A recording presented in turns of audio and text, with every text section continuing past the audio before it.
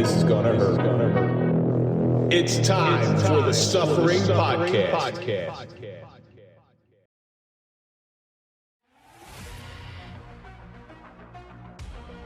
The realization of life's true meaning and the clarity that seems to follow comes at a cost of an expensive education.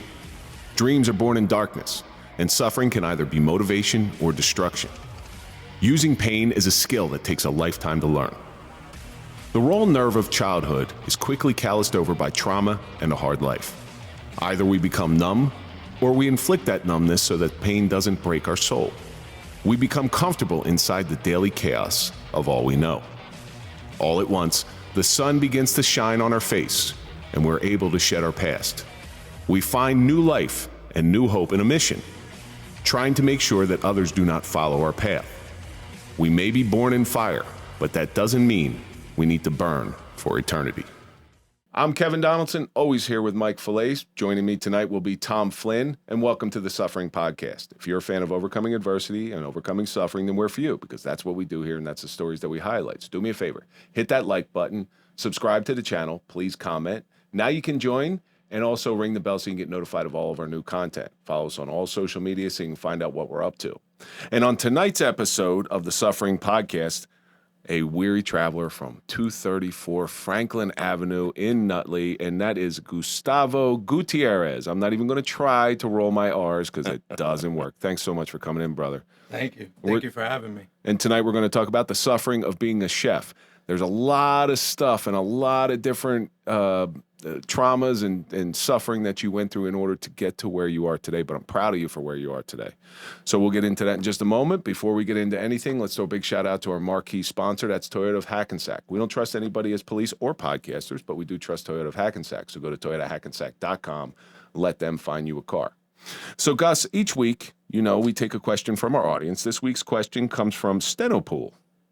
If you could be any age for the rest of your life, what would you choose? Where I'm at right now. Where you at? Explain it. Well, it took my whole life for me to get here. And I feel like I'm at the point in my life where I'm the person I always wanted to be. I got a little girl at home. I got a good woman by my side. Put up with all the shit I put her through up until this point. I own now 3 companies that are vertically integrated. I'm in a good spot. I don't play the if I would have done this different. I didn't do anything different. And everything that I did got me to where I'm at. And right now I'm very happy where I'm at. Not to say that I don't want more, I don't want to grow more, right? Hopefully in the next 10 years, you'll be able to say, I'm right where I want to be in 10 years. Exactly. That's that constant growth. Exactly. You never want to be that person who looks back, who peaked in high school or peaked in college and say, I wish I was that age again. Yeah. You're sitting on a bar stool on a Tuesday talking about, I used to throw a pigskin 400 yards. It's like, dude, nobody cares. Be the Al Bundy of the bar. Yeah. Tom, what do you think? So, I think I feel like giving the lawyer answer almost. I think it's splitting the baby. If I could be, you know how they say that youth is wasted on the young. If I could be 27 and have that type of adventurous spirit with the wisdom I have now, the wisdom I gained, I think, puts me in a good place. But I'd like to split the baby and be 27, but have the knowledge and experience I do now. Wish my body was 27, that's for certain. Yeah, that was a good time. So I got 50 years of experience, and you know how long it took me to get 50 years experience? It took me 50 years to get that experience. And I fought and I struggled, and there were good times and there were bad times. Right now, we've had some recent setbacks and some recent tragedies, but I wouldn't trade it for the world, because I'm a big believer, especially in the place that I am right now, the age that I am right now. Everything that was put in front of me was put in front of me for a reason, and I had to experience all that stuff in order to get me to where I am today. Hopefully, like with you, in 10 years, I'll be able to say the same thing. So I never want to walk back and say, oh, yeah, remember when I used to do the podcast and things were going well? I don't want to be that person. I always have to look forward. I have to look. It's kind of like, what are you doing now? 100%. You watch a lot of retired athletes, right? Retired athlete will retire. They're in top-notch shape while they're playing. Look at them 10 years in the future. They're fat. They're overweight. They got all sorts of medical conditions. They can hardly walk. And they'll sit there and talk about when I was playing, when I was doing this, and I hit 300 home runs, or I scored 10 touchdowns, or whatever I did. I never want to be that guy. I want to be that guy. I look back with fondness and sometimes lament on some of the things that I've done. But I own them. I did them. I was there. And I'm very happy, like you. I'm very happy where I am right now. It took me a lifetime to get here. I have I call it the 24-hour rule. Within reason, right? Some things are going to take longer than 24 hours to get over, but I celebrate for 24 hours. I'm upset for 24 hours. That's my limit. You put a time frame. Smart. Once I wake up, yesterday's win is not today's win. We got to get back to work. So I've started doing that as well. I put times on my grief, and everything has a different time. My grief for Mike is going to last a while, and I know it's going to last a while. That's what I meant by, like, you're not going to get over that in 24 hours, right? But like, if I got into a car accident yesterday, like, fuck it, go get a new car today. You know what I mean? Like, if somebody walked in here and stole a couple of our challenge coins, the way I used to be is I used to be upset at that for weeks. But now I'm like, okay, Kevin, you have 5 minutes to get it out, to be upset about this. And then guess what? After that 5 minutes, you have to let it go, because otherwise it's going to eat you alive. Now, most expensive real estate is the one in your mind. Yeah, it's true. Now, if you ask me that about my kids, you ask me that same question about my kids, I'd love for my kids to be 3 and 5 years old, because they were fun, they were mobile, they wiped their own ass. I mean, all good stuff. And now they're teenagers, and, we still have a lot of good times, but we had a lot more back then. You get something painted on your ceiling for every time they roll their eyes. Oh, look at. Move your eyes, motherfucker. Well, Stenopool, thank you so much for sending that question in. Keep sending in your questions. We will try to get them on the air. Now, what I want you to do is I want you to visit 234 Franklin Avenue in Nutley. We know the guy there who owns it, Cubita Cafe. It is one of the best restaurants, cafes, whatever you want to call it, homemade food. We just sent somebody over there. I happen to know the guy. You know him? You know the guy over there, Gus? Yeah, he's all right, that guy. He's all right. We just sent somebody over there, one of our guests, a couple shows back. Great guy. And he couldn't text me enough. He took care of me. He made this food for me. It was outrageously good. And he's an Atlanta boy, so he gets some of that good Southern cooking. So you have to sort of win him over to the Cuban side. So go to 234 Franklin Avenue. Go see Gus over at Cubita Cafe.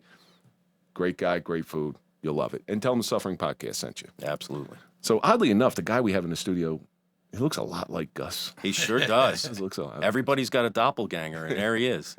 But I couldn't be more grateful. You're one of my new connections who, people just come into your life at the right time. 100%. And our meeting through Tom was funny, because you wanted me to come. You wanted me to try the food. And I didn't understand it until I got there. Meeting you it made it all worthwhile. The food was fantastic, and you accommodated my weird dietary rules.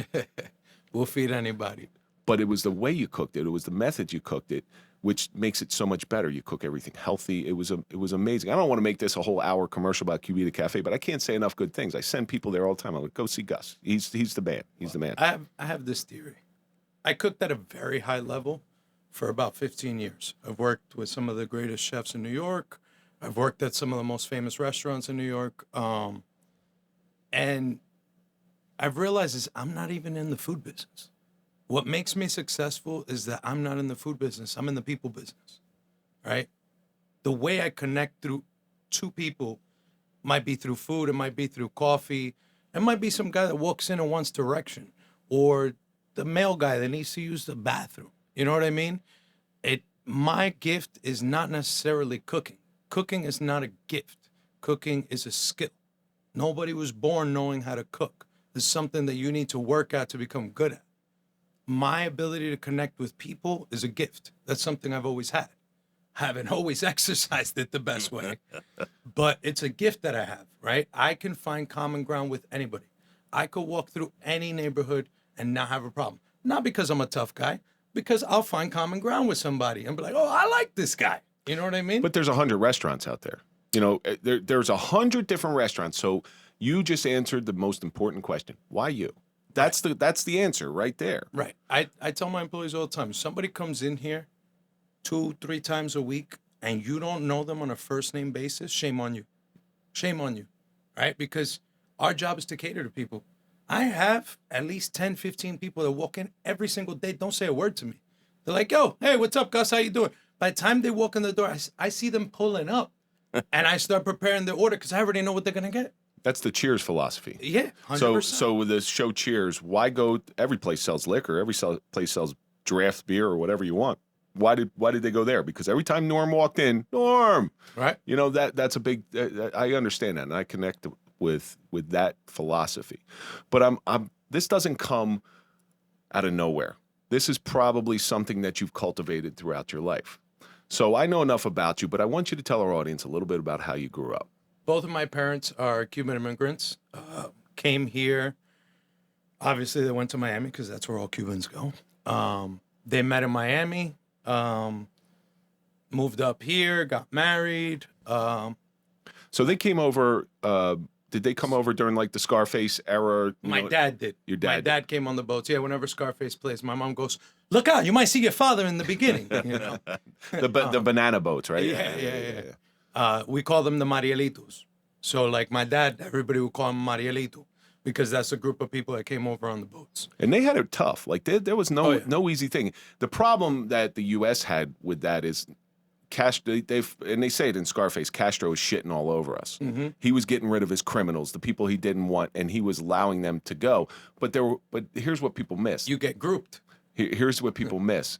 They're just like the inner cities, right? So the inner cities is full of criminals, but it's also full of really good people. On those boats, and I'm not even going to try to say that word that you said, the banana boats, there were criminals, but there were really good people as well, looking to have a better life. And that's something that's important about all immigration when it comes over. 100%. And one thing I always say, you'll never meet a Cuban that came to this country and is broke. You won't. They're hardworking people. We're hungry. Yeah. We're hungry. We know what it's like to go to sleep hungry. You know what I mean? And, my parents got to a point where my dad owned his own business. My mom owned her own business. When we were young, my brother and I remember my mom telling us, like, Mom, we want this G.I. Joe. And she'd look at us and be like, you want the G.I. Joe or you want your milk before you go to bed tonight? Because I can't afford both. And we'd always take the milk. You know what I mean? Like, all right, maybe G.I. Joe next time. And then when you did get the G.I. Joe, how much more appreciation did you have for it? Forget it. I mean, to this day, I don't throw away the stubs of soap. When the soap wears down, I save them and I stick them back together and make another one. Not because I have to. You know what I mean? But it's something that was embedded in us that we don't waste anything, right? And I also cook that way. So did you ever meet a depression baby? So somebody who lived through the Great Depression in the U.S. My Aunt Phyllis was a depression, like she was a true depression baby. You go down in her basement, canned everything. Yep. Everything was canned. There was a sale, right? That was my grandfather. It'd be like, yo, how many soda crackers you got in the closet? And I look at my grandma and be like, there was a sale. She's like, hey, he doesn't pass up a sale. He goes, they don't go back. They don't expire for 5 years. He's got like 50 cans. You know what I mean? I mean, you want to talk about crafty? My grandfather had a beeper. My grandfather was the original Uber. And I grew up, I was 8, 9 years old. I remember sitting on his sofa. He walks in and goes, hey, tu casa aquí? What are you doing here? I'm like, it's summer. What do you mean? Oh, you're not in school? No, I'm on summer break. He goes, oh, you think you're going to sit around here? You're going to watch TV all day? Get your ass up. You're going to work with me. And I'm like, huh? My fingers are all yellow, eating Cheetos and shit, watching Nickelodeon. Yeah. Salute My Shorts. I used to watch. He's like, come on, we're going to work. I'm like, this is some bullshit. But my grandfather was the one that taught me my work ethic, right? And I remember he was the original Uber. He used to hang out outside the AMP or any local supermarket, right? The AMP was like his main gig. So he used to hang out at the AMP and people were leaving, the old ladies would be like, taxi, taxi. Boom, and take them home and make me carry all their shit up 6 flights of steps, no elevator. But he had a pager. And so my grandma used to page him. He would call her from the payphone at the AMP, ring once and hang up. Everybody knew. All my cousins, everybody in my family knew. You never pick up on the first ring at grandma's house. At Mima's house, you never pick up on the first ring. Phone would ring once, he would hang up. She had the number to the payphone. So what would happen back in the day? You hang up, you get the coin back. Yeah. So she'd call him back, be like, hey, lunch is ready. I'll be right there. My man never paid for a phone call, ever. He recycled the same 25, 35 cents for like 10, 15 years. Did you ever make a collect call and it's like, Bob, we had a baby, it's a boy. But so then they, or if you're on a payphone and you call and you went overtime and they try to call you back and get money, I'm like, yeah, right. Sure. Dude, and you know, I'm like, it's a quarter. He goes, yeah, quarter, 5 times a day for how many years? He goes, it adds up. But here's the point of that. So here's why Cubans as a immigration population became more accepted in this country, because they really embraced the American style, the American culture. They just wrapped it, because they came from shit like that. From what I hear about Cuba, from when they came over, I'm not talking 50s when mafia ruled it. When they came over, it was really bad. So they came here and they found that they really did find streets paved with gold, not literal gold, but just a better life. And they really embraced the American culture and the American lifestyle. And that's what is so appreciative of the majority of Americans.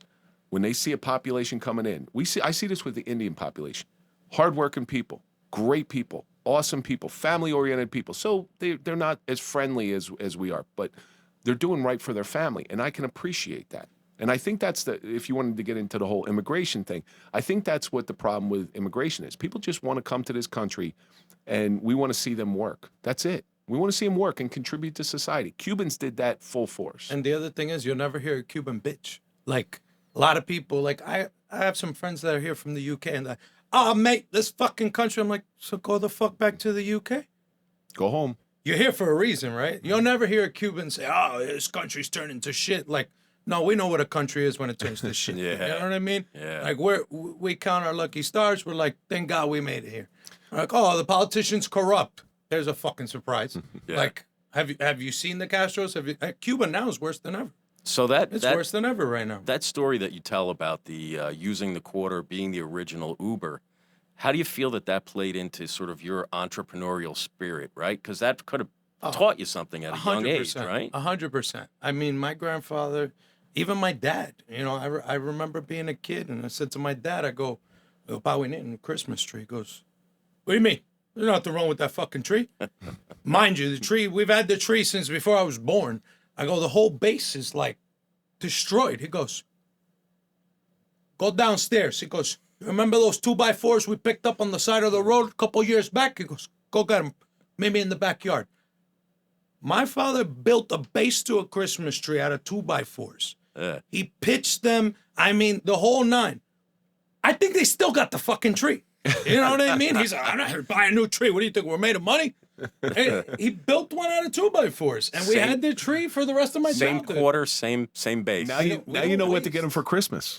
Yeah, right. It's A new Christmas a new Christmas tree. He'd probably be pissed off I spent money on it. Yeah. There's nothing wrong with the one I had. What you got me this shit for? Either that or try to go hawk it and make some money off of it.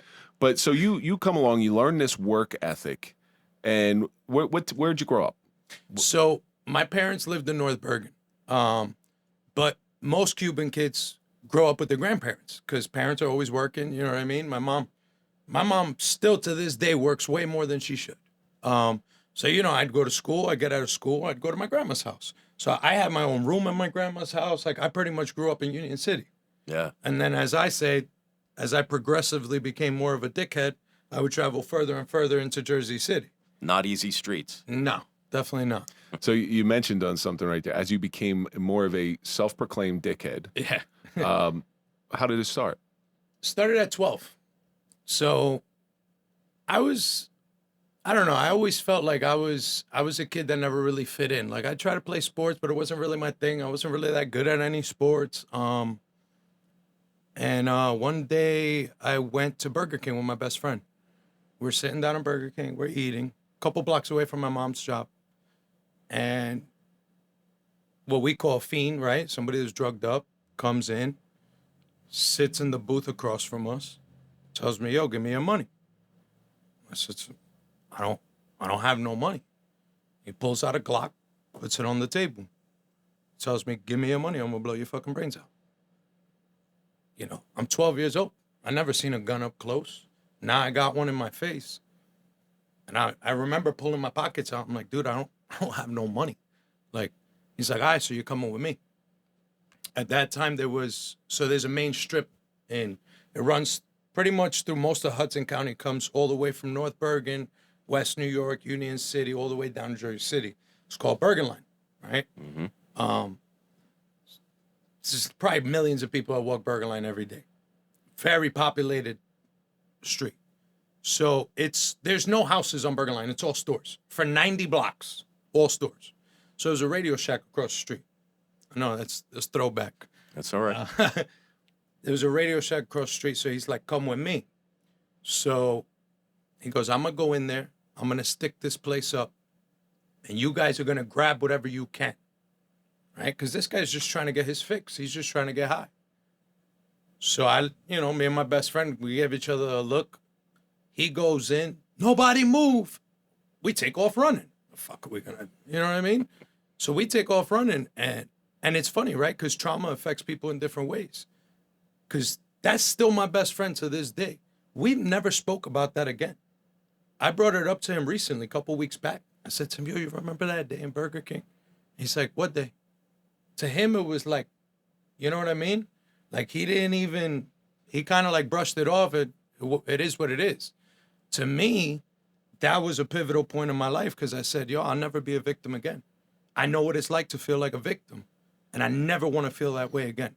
I never want to feel hopeless like that again. That's it. You feel hopeless, helpless, like you have no control. Right.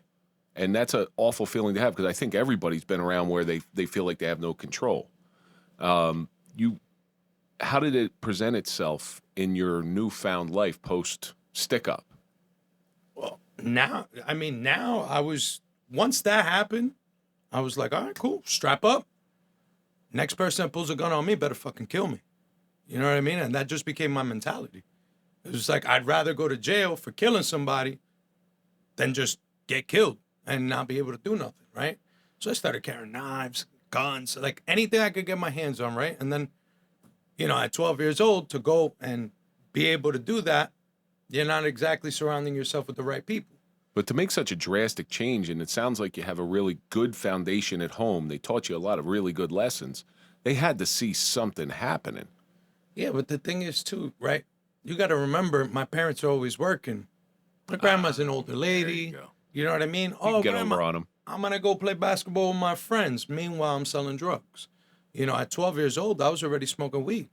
By 13, I was selling hard drugs. Wow, you went downhill quick. Yeah, no, it was like that.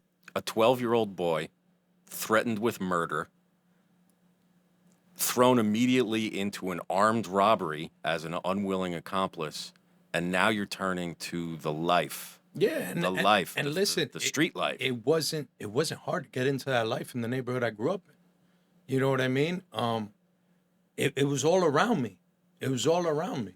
Yeah. And I had this core belief of like, I'll never touch drugs, I'll never do this, I'll never do that, until I saw people that I looked up to that smoked weed. And so I'm like, it's not that big of a deal, right? Mm-hmm. I started smoking weed.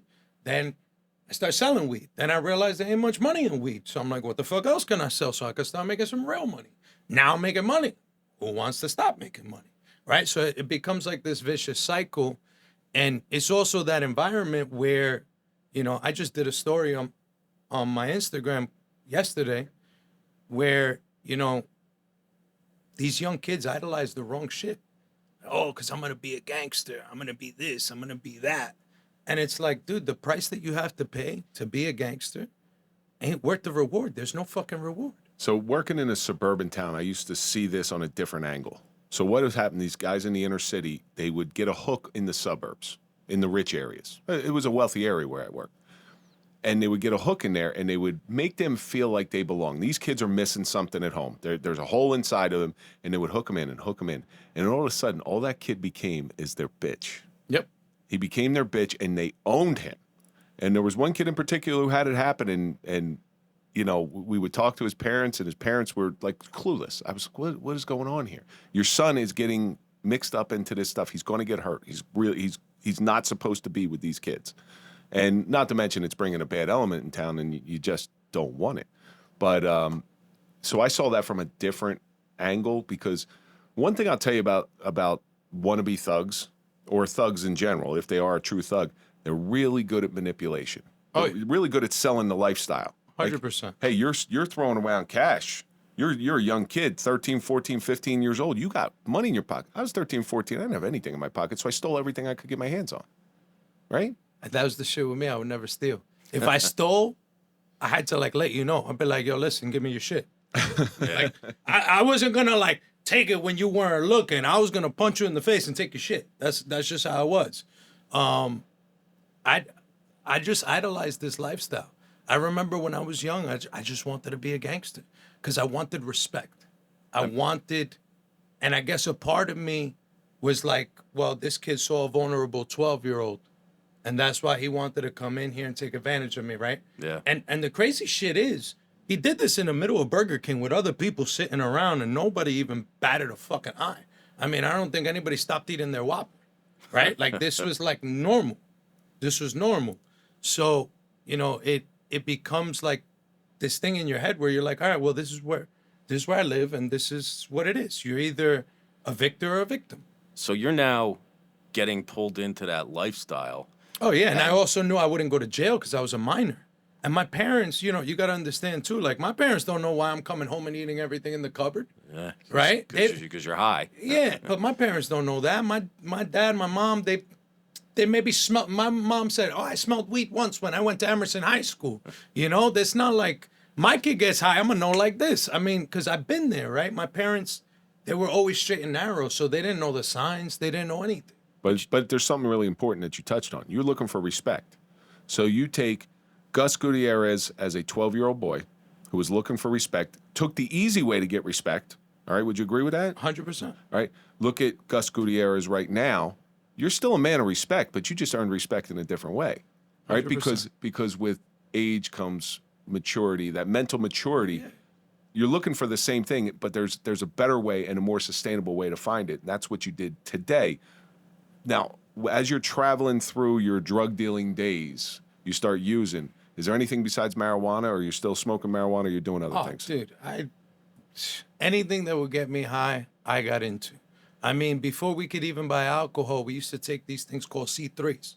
So it was Coricidin, cough, and cold. So, you know, we're educated kids that, you know, we all went to Catholic school. We had good education. We're no fucking dummies. Yeah. This was before lean, any of that shit. So we're like, all right, this gets you fucked up. But if you take too much NyQuil, you're going to fall asleep. Let's find out what drug has this in it. All right. So there was these cough pills. And if you take these, you take enough of them, you get really fucking high. So what would we do? We'd go to fucking CVS. We'd buy a pack of these pills, take 16 of these fucking pills in one shot, and you feel like you're walking on a fucking cloud. You know what I mean? Everything short of heroin and crack, I tried. Or crystal meth. Everything short of that, I tried.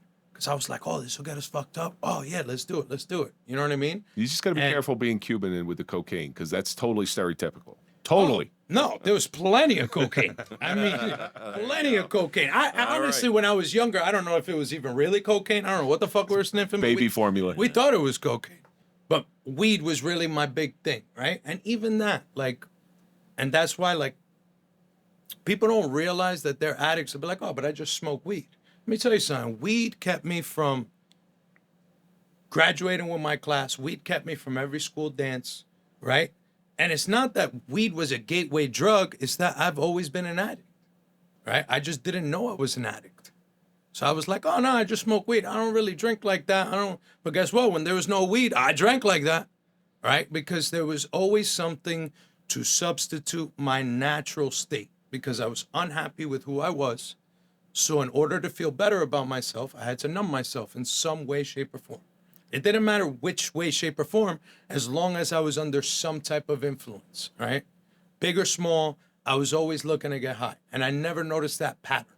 And there were negative consequences, right? These things, you weren't just getting high. You weren't just getting high and then that's it. Like, there are bad things that started to come out of this, I'd imagine. And my mom used to sleep on the sofa to see if I was going to come home or if she had to go pick me up at the precinct. You know what I mean? So you start getting locked up. Yeah, I was getting arrested left and right. But again, I was a minor. You're juvenile. So they had to let me go. I got arrested for fucking breaking into a car, for possession, all sorts of shit. And I was like 15. And you're pissed that you got your stash stolen or taken. Yeah. Well, I was very clever. I didn't always have the full stash on me.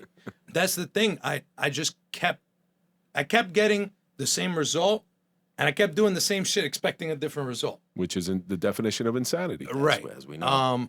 And it just, I mean, I went to 3 different high schools. They put me in Catholic school. I should have lasted about 4 or 5 months. And plus, they put me in Catholic school in the middle of Jersey City, a couple blocks away from Duncan Projects. So that didn't work out so well. I got kicked out of there. All parents do that. They put the kids in Catholic school thinking it's going to change things. Unfortunately, the people in Catholic school, most of them got money, and they can afford to buy shit. 100%. I made the most money in Catholic school. Of course you did. I went to Catholic school. I know. I know. Same here. So you at some point you had to get it together because you start. I went to 3 different high schools. After that, I went to North Bergen. But North Bergen said, you know what? We don't want him in the school no more. We're going to send the teacher to the house. I used to have a teacher, and I'm not going to say his name because he's probably still a teacher there, but I used to have a teacher that I knew would get high, right? And I knew he got high because he used to get high with my brother. I used to see him smoking weed with my brother. So one day he came, I said, listen, bro, you know I ain't going to do the fucking homework.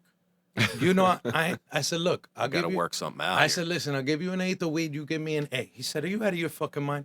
Who the fuck is going to believe that you got an A? I give you a B minus. I said, deal. He used to come to my house. I give him a bag of weed. I'd sign the paper. He'd give me a fucking B. You just negotiated a B. 100%. 100%. He knew I wasn't going to do the work, and he was getting high for free. I was like, great. So now I'm giving the teacher weed. And now I'm home all the time. So what am I doing? I'm growing my little enterprise of selling drugs. Now I got other kids that do go to the high school selling drugs for me. Yeah. So I'm like, all right, here, you take that. You take that. I'm selling to older kids, to people that aren't in school. I'm selling to them out of my mom's house. Do you ever worry about being a target, being so young? For the older kids who are really high up at high level? Well, no, that's why I always try to instill fear. Because if I was feared, then nobody was going to try me, right? So that was always part of this idea that I created in my head. But you had to get it together enough to have some sort of profession because you were a chef at a high level. So right. So then, how did that transition? From there, I couldn't pass any of my classes except that one fucking class. That one class I always did good. So then there was this program called CAS Prep. Basically, it was the school for misfits. I mean, we tried to tell the guy that you should start a football team. The gym teacher, he said, "What's the mascot going to be? A fucking Newport?" I mean, it was a school for misfits. So I went there. I finished, I got my high school diploma. I didn't want a GED. I was like, I want a fucking high school diploma. Got a high school diploma. And then I just kept selling drugs. And, you know, it was like a year after. Now my phones are sounding funny. You know, people I know are getting locked up. There's a lot of funny cars. So I'm like, all right. There's a rock bottom to this thing. Yeah, I'm like, all right. Clearly, they're onto me. I'm either going to get locked up or I'm going to be dead. Yeah. And I'm too pretty for jail. You know what I mean? You put me in jail, I'm going to have to do some crazy shit, stab somebody in the neck or some crazy shit. Now I got to do life. I'm like, I'm good. Like, I don't really want to do that. So I went to my mom's office. My mom always wanted me to take over her office. So I'm sitting there one day, and I hate office work. It's the most boring shit in the world. I will fall asleep within 5 minutes. So I Google top paying careers. Pilot comes up. I'm like, oh, this shit's dope. I'm gonna fly a plane. It's gonna be fire. Ooh, so it's gonna be something for the passengers too. Yeah, right. Then I see how much schooling it is. I go, nah, fuck that, not for me. Then the second one was chef. I'd love to see the asshole that wrote this article because it's definitely not a top paying career. So for a certain percentage it is, but not for everybody. No, not a top-paying career. Definitely not. Out of all the careers, be a fucking nurse. Do anything. You could be the nurse that installs catheters. You'll make more money. Yeah. But I'm like, all right, this is cool. I'm going to try it out. And I had a best friend that he pretty much grew up with me. So, like, his parents kind of abandoned him when he was young. My mom took him in, right? He would stay in my house. He was like my brother. And he was doing the same shit I was. I mean, we were ripping and running together. So I said, yo, look, let's go check this out. Like, we're hot right now. We can't keep doing what we're doing. So we went to the Art Institute. We saw the program. We did a whole tour. And we were both like, yo, this is cool. Like, maybe we could do this, right? So we were going to sign up. Next semester, they dropped the culinary program in the Art Institute. So now he's like, dude, I'm going to stay doing this. You know what I mean? Like, I'm making good money. Like, he's like, if you don't want to do it, then give me the connects, give me everything, and I'll stay with it. I'm like, bro, let's just figure it out. He didn't want to. So I'm like, all right. So I went and applied at Hudson Community, which is in Jersey City. And I was starting the next semester. He stayed in the street. He ended up doing a 5-year bid, right? And a lot of times I'm like, dude, that would have been me. Yeah. You know? That was a crossroads right there. So he did a 5-year bid. I went to culinary school. But you had something. I know you were a tough kid, and I know you had this entrepreneurial spirit, as misguided as it was. But you have something that a lot of people on the streets don't have. You have like a second sight, you're very aware of your surroundings. You have a certain intelligence that not a lot of thugs have, especially the thugs that don't last too long. You can tell they're not intelligent, but you had something different. So while you were on the streets, it sounds to me like you were doing. You should have never. You would have been successful doing no matter what you chose to do. You just chose to. I was always an entrepreneur. Right. I mean, that was by default, right? I was just tired of disappointing my mom. You know what I mean? Oh, I was tired of So they breaking knew? my mom's heart. Oh, I mean, my mom was, she it's almost like she didn't want to know, but she knew. Yeah. You know, I mean, always getting a call from the cops. Oh, he got locked up for this or that, and like, she didn't know the whole scheme of everything, but she knew. She wasn't dumb. You're a young ass kid. You got a Breitling watch on. But you're her baby. You know what I mean? You'll always be her baby. Yeah. And that whole, I'm really disappointed in you, Gus. And it just crushes you. Yep. Like, oh, Yep. God. Worse. So I went to culinary school, and then I was in culinary school, and it was cool, and I liked it, but I'm like, there has to be more to this shit. I'm like, this shit is, they're giving us 7 hours to make a fucking soup. Again, entrepreneur mindset. I'm like, how much fucking soup can you make in 7 hours? How much can you charge for a bowl of soup? How many bowls of soup are in this pot? This shit don't make sense to pay me a fucking salary to make soup for 7 fucking hours. So what's it really like when you go work at a restaurant, right? Because this shit ain't it. So I said, I'm going to go to the city. I'm going to apply at all the top restaurants. If I'm a cook, I want to cook at the highest level. So I applied at every Michelin star restaurant that I could find. I even had this one restaurant call and fucking make fun of me. They're like, you want to work here? And one of my chefs from school, he wasn't even my chef. He was an instructor for another class. He said, look, you want to cook with the big boys? I said, more than anything. He's like, why? I said, because this shit is not real. 7 hours to make soup. I get we're learning technique and this, but we're not learning time management. We're not learning what a real kitchen's like. And if I'm going to finish 2 years here, I need to know what I'm getting into. I don't want to waste another 2 years of my life. I want to know if this is what I'm going to do for the rest of my life. So he said, email your resume to this guy. And he gave me an email. And little did I know that was going to be my mentor. So I sent my email over, and it was to work at Le Cirque in the city. And I remember going there, nervous as shit. I did a trail. And that very night, he said to me, he goes, so what do you think? Would you want to work here? I go, would I want to work here? Would you allow me to work here? And he said, when can you start? I'm like, right now. I'll deep clean the kitchen. He's like, dude, start on Monday. And that was when I fell in love with the kitchen. It was there. Because they cooked at such a high level. And everything was so intense. And I'm talking about, chefs don't get away with this shit no more. Maybe they do in the really high-end kitchens. But my chef would throw shit at you. He would degrade you. He'd tell you to stand in the corner and face the wall. You know what I mean? And being someone that's been stabbed, been shot at, I'm like, I see him talking to these people like that. I'm like, he come over here and talk to me like that. I'll fuck his little ass up. Yeah. Right? A week later, he's like, Gus, shut up, you worthless piece of shit. And I'm like, yes, chef. And I'm like, wait a minute. What the fuck just happened? And Le Cirque is, top notch. What I realized is my mindset shifted. I no longer wanted to be a gangster. If I could be half as good a chef as he was, I'll eat shit. But you're still an addict, because that addict doesn't go away. Right. So I'm still smoking weed. Now we're doing coke all the time because now we're working 18 hours, 19 hours a day. So now we're all doing coke. We're closing out the bar. We got a tab at the bar. When we get paid, our check goes to the bar.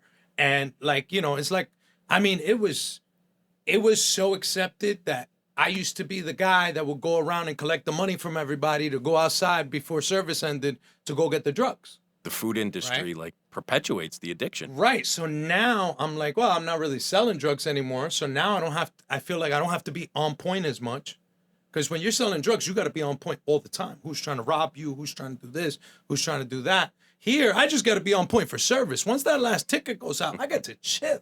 Yeah. You know what I mean? And it's such a high stress environment. It's like, oh, well, we're all getting fucked up. We're all doing rails. We're all doing this. We're all. Restaurant business is a weird industry because I did that, and that's how I worked my way through college, is waiting tables. You live all day with these people, and then you go out and party with these people at night. I know this firsthand, and shit gets out of control real fast. Watch that movie Waiting.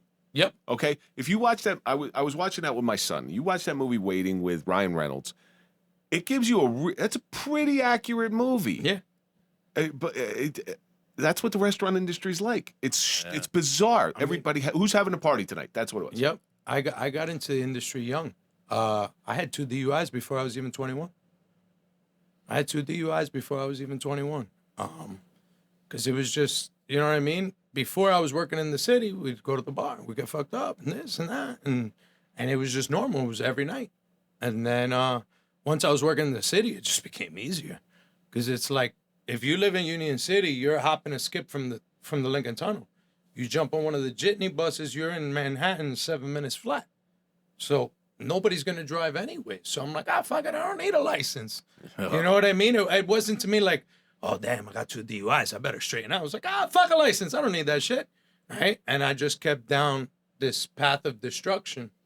How do you shake off the coil of the bad outcomes, right? And that's the thing, too, right? Because I was still getting really good at my craft, even though I was getting deeper into addiction. So, like, you're accepted. So this happens a lot with addicts. So you'll see there's some addicts that you see on the street, right? They're given. But the functioning addicts are usually highly successful people because their missteps are accepted. Well, he's drinking a lot. He's hitting it really hard, but he's doing a good job for us. So we're going to leave him alone. If you want to leave a couple minutes early, well, he made all this money for us. So we're going to allow that stuff. So it starts to feed into it. Yeah. Like I said, I don't like to live in the what if, but like, dude, I probably would have been 3 times the chef I am if I wasn't getting fucked up so many years. You know what I mean? And a lot of people were upset when COVID happened. COVID, everybody's like, oh, it's terrible for me. How was I going to recover? But I think COVID was one of the best things that happened to me. You're going to find a way. I'm resilient. Yeah. I've always been resilient. I've always found a way to do it. I found a way to get out of high school. I found a way to get the teacher to give me a B, even though I didn't do shit in his class. Right. Like, I'd always find a way. I don't have all the resources, but I'm resourceful as fuck. So COVID happened, and I was working. I cooked kosher for a long time. I was working with the Jewish people up in Muncie, and I loved it. It was great.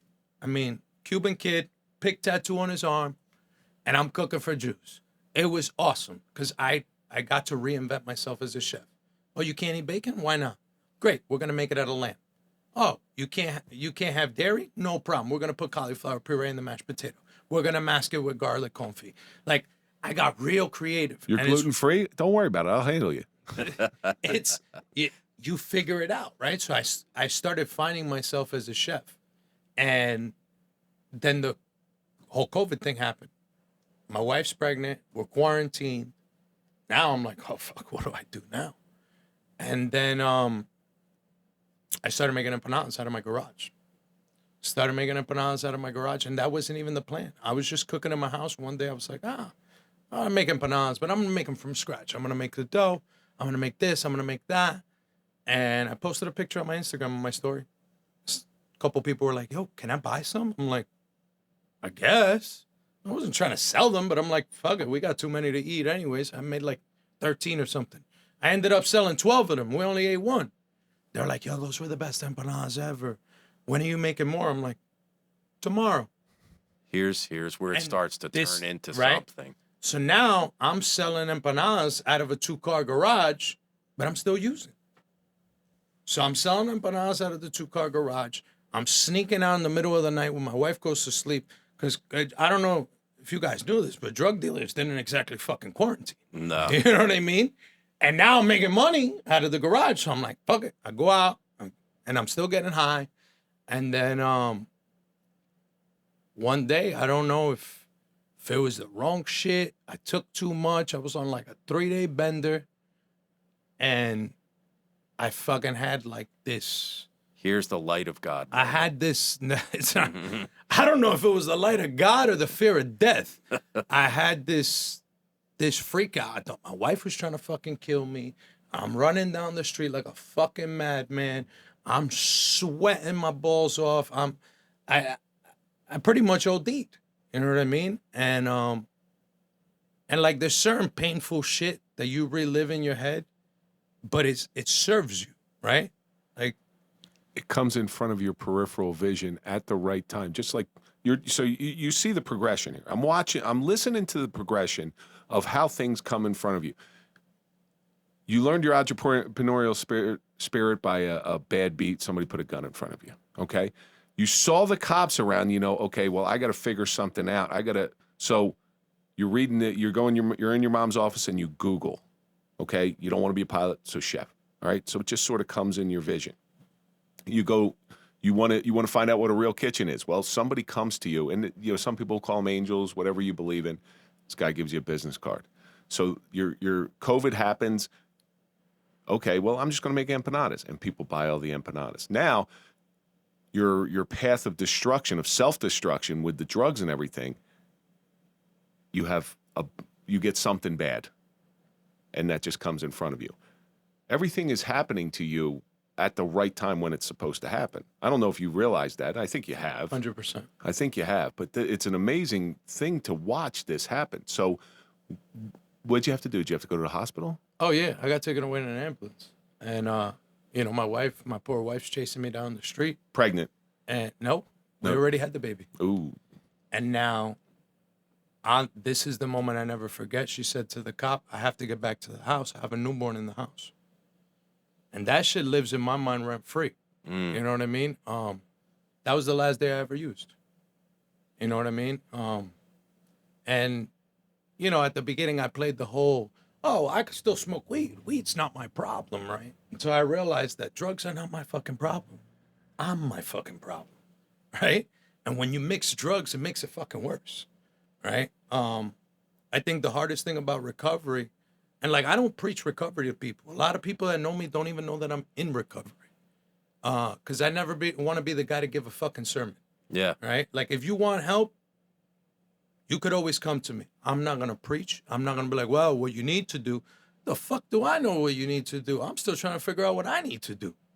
You know what I mean? I just know that what I've been doing works. I go to NA meetings. I don't go every week. I have my certain things that I do that I know work. But I know the minute I take anything that alters my perception, whether it's weed, alcohol, any type of drug, I'm not on the right path. But I like those people when they call me. And there's one in particular I'm thinking of. He'll call me every once in a while, and he'll say, hey, man, I slipped. It's alcohol. Hey, man, I slipped. I'm like, all right. There's nothing you can do about it now.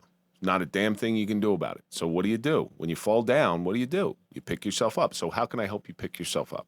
100%. Right? That's all it is. It's how can I help you pick yourself up? And listen, when people fall after they've recently gotten they're in recovery or they're sober, it's usually about the 4-month. We're like, okay, I got this beat, and then they'll go back and they'll feel like shit for doing it. But I like those calls. Okay, I don't get me wrong. I don't like getting those calls. But those are the people who I can reach out to and I can say, okay, and just give them some encouragement. So right. It's not all bad. We can get back on the horse. Let's do it together. I'm here for you. Yeah. And what happens is too with recovery, people think because you're clean, you got it all figured out, or they think that you're gonna judge. I used for 17 fucking years, maybe more. Right? Who the fuck am I to judge you? How am I going to be like, I can't believe you had a drink? Like, I'm coming up on 3 years next month. 3 years is nothing. There's nothing, right? Because I destroyed for 17. So what if I've been rebuilding for 3? How long does it take you to tear down a house? How long does it take you to build one back up? You're shifting the balance. Yeah, I got people that'll never talk to me again, right? My own brother doesn't talk to me. I don't get upset at those situations, right? The people that don't talk to me is for a reason. And that reason, most of the time, is me, right? I have to live with the things that I've done, the people that I've upset. Some people forgive me, some people don't. Like, I cannot dwell on those things. I have to move forward, and I have to try to be the best person I can every day, right? But the work never stops. That's the thing. Like, people think there's like some secret. Oh, well, if you go to 90 meetings in 90 days, then you'll be clean. That's bullshit. There is no fucking secret. It's hard work. You do the fucking work. There's no secret. So when you were in full-blown addiction and you were apologizing, say you did something wrong to your mother, okay, and you apologized to her. I'm sorry, Mom, I got picked up by the police. Tell me if I'm wrong on this. Was there a but at the end of that apology? Always. I'm sorry I did this, but Right. I JoJo was on the street and he got me. Right. There's no accountability. There's never any accountability. It's an empty apology when people do that.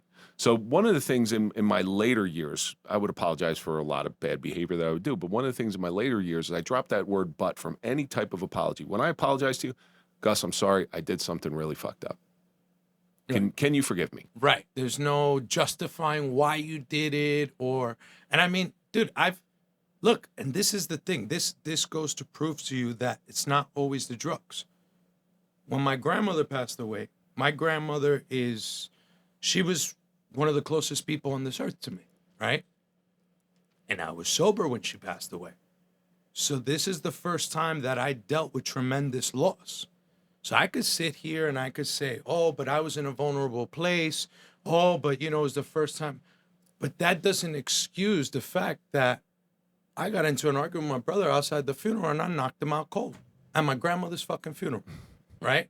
So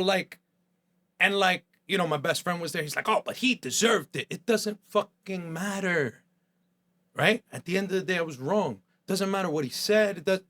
I'm the one that fucked up because I made that mistake, right? And I need to live with that. And it's not something that I'm going to kick myself in the ass for the rest of my life, right? But I need to be like, yo, that was my mistake. I did this. I shouldn't have done that, right? And I got to take accountability from it. And the consequences as well. Right, because what happens is I reacted that way because of this. What does that do? That justifies the next time that I react the same way. And there's no growth in that. That seems to be the secret to your success, whether it be recovery or even your entrepreneurial ventures. It's you have the honesty to have introspection, to look at what I did. Just like as you said, it's not always the drugs or not just the drugs. Like, what's the me part of it? 100%. We can only control the me. I can't control what you're going to say now or what you're going to do. I mean, there's 3 things that we could control in our lives.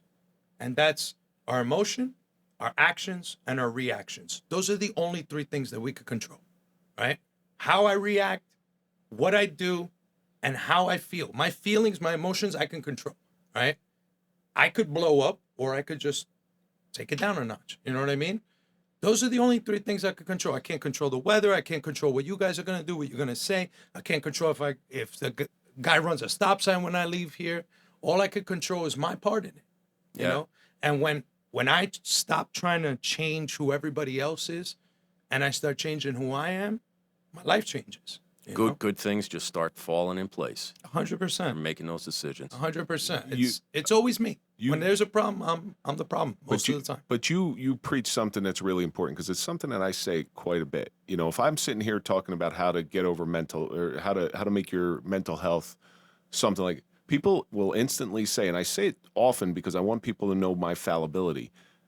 If you think I got it all together, you're wrong. I don't. I fuck up all the time. I get angry. I get emotional. I get, my wife is really good at throwing those little stabs, and every once in a while she'll hit a raw nerve, and that's when. That's what wives do. Oh, that's cool. But it's like she knows right where that exposed nerve is, and just digs it in, and that's when I lose my shit. And then after I lose my shit, what did I solve by losing my shit? I end up having to, even though if she did something wrong, I'm always the bad guy, and I have to go apologize, even if she did something wrong. It's a repair mission now.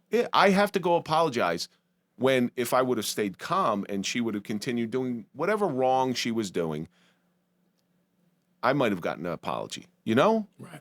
So I took all the blame for everything that was going bad, and I just put it on myself purposely. It was the stupidest thing in the world. Nobody wants to feel blame. Nobody wants to feel like they're responsible for anything, but that's my really one big downside, and I work on it daily. So it's a constant. I'm a work in progress, like everybody else. Yeah, look, it's like we were saying before we went live, right? Like, we want people to be who we want them to be, but I mean, I don't think any of us are even exactly who we want to be, right? Not yet. So how are That's we, the driver. how are we gonna control who other people are, right? We got to worry about controlling who we are, because I could barely control who I am most of the time, right? I mean, I got like 9 employees now.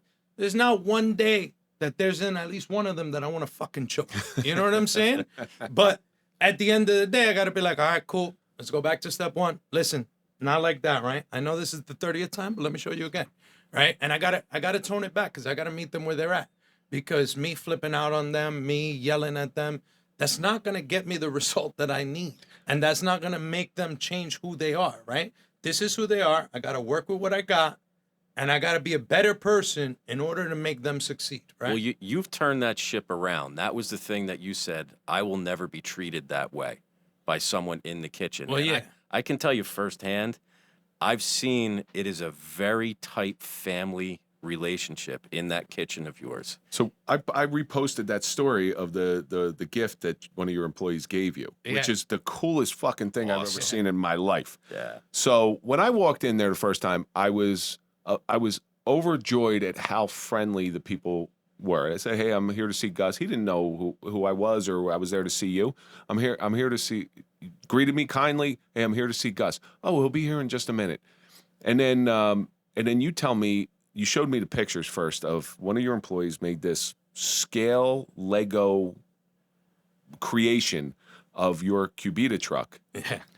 That is it's down to every last detail. Now, you can look at that from a distance and say, "Hey, that's fine. That's great. That's a really cool gift." But when you really look at it, somebody took time and put so much care in this. 2 months. 2 months. Amazing. Every day after work for 2 months. You don't do that to a boss that you despise.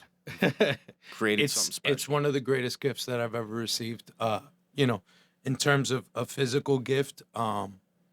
It's the You know, time. when one of the customers said to me, he goes, "Dude, I want that." I said, "Yeah, good luck." He goes, "Dude, I'll buy it off you." I said, "You can't afford it. Yeah. There's no amount of money that anybody could give me for that truck." Right? I have it on display at the shop.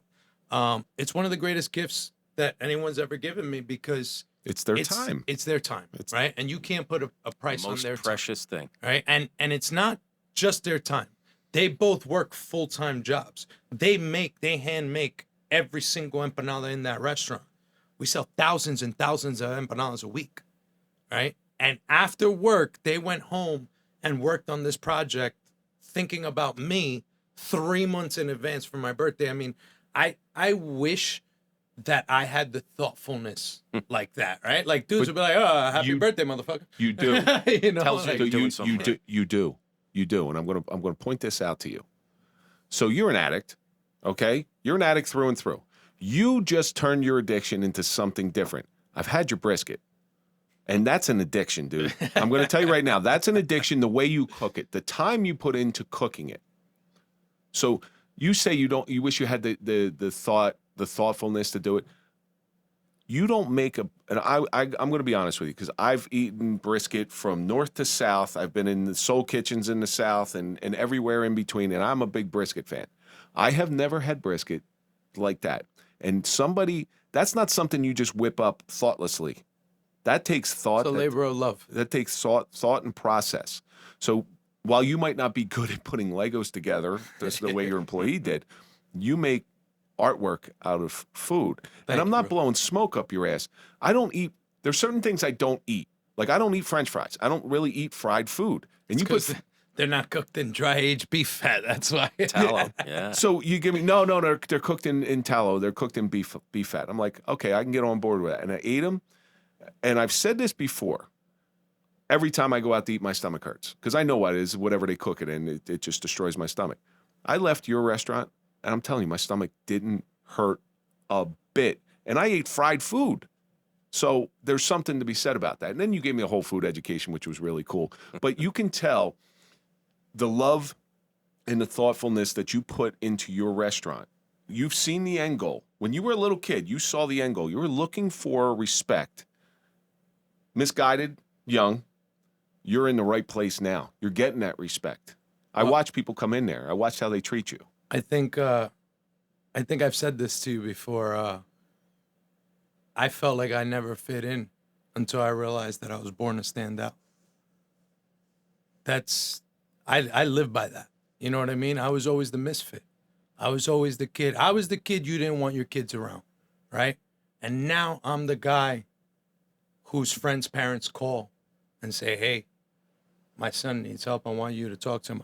I overheard you talking to my son the other night.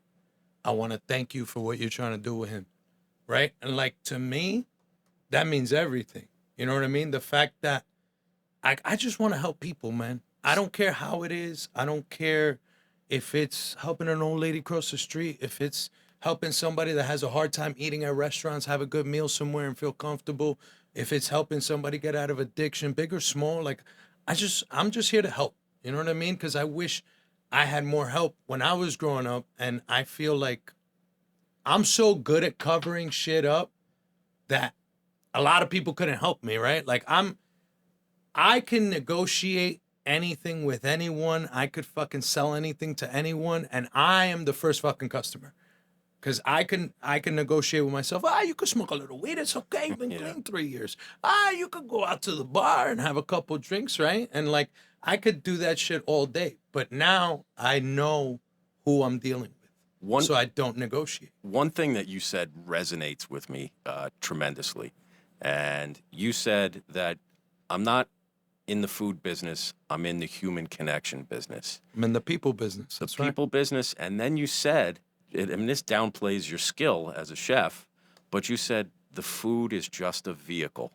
The food is the vehicle for the human connection. And you were talking about being young and how at a young age, you wish you had sort of somebody that might have turned it around. And you're actually doing that. You're giving back in your own community to the youth. Yeah, we do. I do work with Union City High School. So they have a program where they have a culinary program, and it's a high school. These aren't college kids; these are high school kids, and these kids cook their ass off. Yeah, but they're learning by your passion, though. That's dude, what it is. It's incredible what they're doing over there. My buddy Pat runs a program there. We've become close friends, and you know, I wish that we had something like that when I was a kid. And like, you know, people tell me, like I told you, my little brother did a 5-year bid, and when he got out, you know, I felt partially responsible. So I say, yo, listen, I got a job for you. Come work for me. Right, not the greatest idea, but, you know, we feel this sense of loyalty. We got to take care of our people, right? So I brought him to work for me. And I remember after his first shift, he looked at me and goes, why the fuck do you like this shit? What is wrong with you? He's like, this is stupid. He goes, this is harder than any day I've ever done in the Bing. And he did a year in the hole. He said to me, this is harder than any day that I ever did in prison. And I said, you know why, right? Because it requires thought and effort. Yeah. That's the big thing right To now. be a tough guy does not require thought and effort. It just requires muscle and fucking just action, right? It doesn't require effort. It doesn't require sacrifice. It doesn't require much, right? The real gangster is the guy that works 18 hours a day and still makes time to go home and put his daughter to bed. That's the tough guy. Yep. That's the real tough guy. So, Gus, we're nearing the end, and I want you to tell everybody where they can find you and where they can go to or find Cubita Cafe. So, Cubita Cafe is 234 Franklin Avenue. We have Cubita Truck now, which is popping up everywhere. So it's been a blessing. We're doing all festivals, parties tonight. Hackensack Brewing, I saw you over there. Tonight we're at Hackensack Brewing. We do Wu-Tang Wednesdays at Hackensack Brewing. Shout out to Mike over there. Mike's a good dude. Yeah, we're there every other Wednesday. We have Lord Sear from Shade 45, so he's spinning the records. We're slinging the empanadas. And then my personal page is Hudson Chef. That's where you could catch me ranting about Yelpers. Yes. Or fake reviews. Yeah, or I mean, look, that's my personal page, so it's very unedited. As you could tell, I don't believe in this politically correct. I think the world needs raw, real, unedited. You know, my poor mother-in-law, she hears more fucks and this and that, but that's who I am. That's who I am. That's how I speak, right? And I feel like sometimes if you want to get through to somebody, sugarcoating it doesn't work. Yeah, but it's not what comes out here, it's what's in here. 100%. So, Gus, we're coming to the end of this thing here, and we end every show the same way. You 17 years of addiction, 12-year-old kid holding guns, selling drugs, kind of limping your way through this profession, which it sounds like you're built for. You know, you could have been better, but you kind of limp through it to finding your way now. You've had a lot of suffering, but if you haven't learned from that suffering, it's a really big missed opportunity. So what has your suffering taught you? I think my biggest suffering was my mindset, right? Once my mindset changed, everything changed. And I recently had a friend ask me, he said, if you could change any of it, how much of it would you take back? And I said, nothing. Because our suffering makes us who we are, right? Like if I don't think about those dark moments, it doesn't keep me from reliving them. Not living in those moments, but remembering those moments is what keeps me from going back. I mean, I'm about to come up on 3 years clean, and I've never relapsed. It's awesome. Never relapsed. Well, if you ever do have those thoughts, you got my phone. 100%. You call me and we'll go grab a couple. We'll go get that what? Not the cafe con leche. What's the other the one? Café Bonbon. Bonbon. It's a drug in itself. You got to be careful with that shit. I could drink 5 or 6 of them. Condensed milk and espresso send you to the moon. Gus, Best in Nutley. I appreciate you. I appreciate what you're doing. I appreciate all the support. And this is why I wanted to bring you in here, because I wanted to see, while you do have amazing food, the connection between you and the Suffering Podcast was very evident from the first time I met you. Yeah. And Tom had told me that, but I only believe like half of what he says. Thank you so much for coming in. No, thank you for having me, brother. It's a pleasure. And that's going to do it for this episode of the Suffering Podcast, The Suffering of a Chef with Gus Gutierrez. And let's think about all the stuff that we learned. Be in the people business. It's beautiful to see the embrace of the American culture. Trauma affects people differently. Be resilient. Find a way. Things appear in front of you at the right time, but most importantly, don't fit in. Be a standout. And that's going to do it for this episode. Don't forget to go to popple.com, put in the code TSP20 for a 20% discount on your digital business card. Follow us on all social media. That's Instagram, Facebook, TikTok, LinkedIn, Tinder, not Grinder, unless that floats your boat. Follow Tom at the Tom Flynn. Follow me at Real Kevin Donaldson. And of course, follow the Suffering Podcast. And when Mr. Death is tapping on your shoulder saying, come this way, it's comfortable on this side, what do we say? Not today.